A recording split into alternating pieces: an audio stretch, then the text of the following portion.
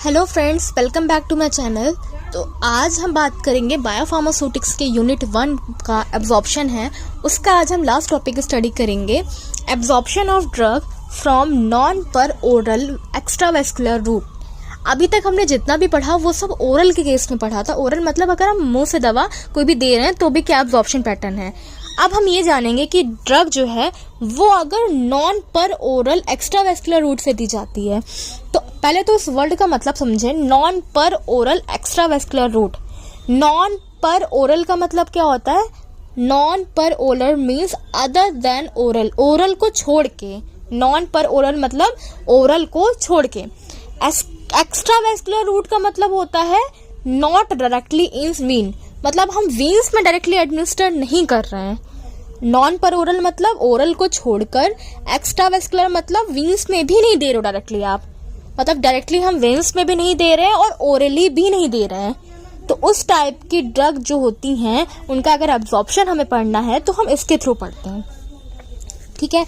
तो अगर हम एनओपी मतलब नॉन पर ओरल रूट की बात करें, इस रूट का में क्या होता है, हम अदर देन ओरल बात करते हैं और हमारा क्या होता है, जीआईटी को बाईपास कर जाता है। मतलब जो ड्रग है वो जीआई के थ्रू ना जाएगी। जीआई मतलब जो जीआईटी ट्रैक था उसके थ्रू अब ड्रग नहीं जाती, उस चीज को बाईपास कर जाती है या प्री सिस्टमिक एलिमिनेशन को बाईपास कर जाएगी, तब जाके वो सिस्टमिक सर्कुलेशन में पहुंचती है। मतलब ओरली भी नहीं दिया जा रहा है, जीआई को भी नहीं पास कर रही है और सीधा ब्लड के अंदर पहुंच रही है, सिस्टमिक सर्कुलेशन में पहुंच रही है। तो ये जो किया जा रहा है, इससे क्यों किया जा रहा है? बायोबिलिटी को बढ़ाने के लिए। ग्रेटर बायोबिलिटी अचीव होगी इस चीज से हमारी, और जो भी इसमें रेट होगा, अगर हमें रेट निकालना है कितनी दवा पास कर रही है, जो ड्रग पास कर रही है मेम्ब्रेन के क्रॉस, उसको निकालने के लिए हम क्या करते हैं, पैसिव डिफ्यूजन का यूज करते हैं। पैसिव डिफ्यूजन के थ्रू क्या होगा, आपका रेट ऑफ एब्जॉर्प्शन हम निकाल सकते हैं। तो भाई जो नॉन पर ओरल एक्स्ट्रावेस्कुलर रूट है उसकी बात करें तो अगर हमें कैसे क्या रास्ते होते हैं, मतलब कौन कौन से रूट्स होते हैं जिनके थ्रू हम कर सकते हैं, तो एक तो भाई आपका ऑकुलर है, ऑकुलर डिलीवरी सिस्टम है। ऑकुलर मतलब आई के थ्रू डायरेक्टली हम दे रहे हैं। दूसरा है नेजल मतलब नाक के थ्रू। पल्मोनरी मतलब लिवर वाला इसको वो करके सूंघ के। बक्कल या सबलिंगुअल मतलब मुंह, जो बक्कल रूट होता है या सबलिंगुअल रूट होता है उसके थ्रू एडमिनिस्टर करना। रेक्टल रूट भी जानते हैं हम, रेक्टल के थ्रू, और वेजाइनल रूट। ये सब क्या है, नॉन पर ओरल एक्स्ट्रावेस्कुलर रूट्स होते हैं ड्रग एडमिनिस्ट्रेशन करने के, मतलब ओरली ना देके हम ये रूट अप्लाई कर रहे हैं। अब हम क्या करेंगे, एक एक रूट के बारे में एक छोटा सा इंट्रोडक्शन बस हमें पढ़ना है। तो पहला रूट है बक्कल या सबलिंगुअल रूट की बात करते हैं एडमिनिस्ट्रेशन की। तो सबलिंगुअल का मतलब होता है दवा को, जो ड्रग है उसको टंग के नीचे रखना, जबान है उसके नीचे ड्रग को एडमिनिस्टर करना और वो धीरे धीरे जाके घुल जाएगी, इसे बोलते हो सबलिंगुअल।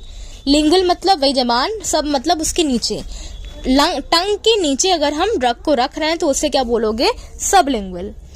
इसके बाद नेक्स्ट रूट है बक्कल रूट। बक्कल रूट का मतलब हम दवा को कहाँ रख रहे हैं, चीक्स और गम के बीच में। जबड़ा जो है और जो चीक्स हैं आपके, इन दोनों के बीच में हम अपनी ड्रग को रख रहे हैं और धीरे धीरे क्या होगा, ड्रग आपकी रिलीज होती चली जाएगी।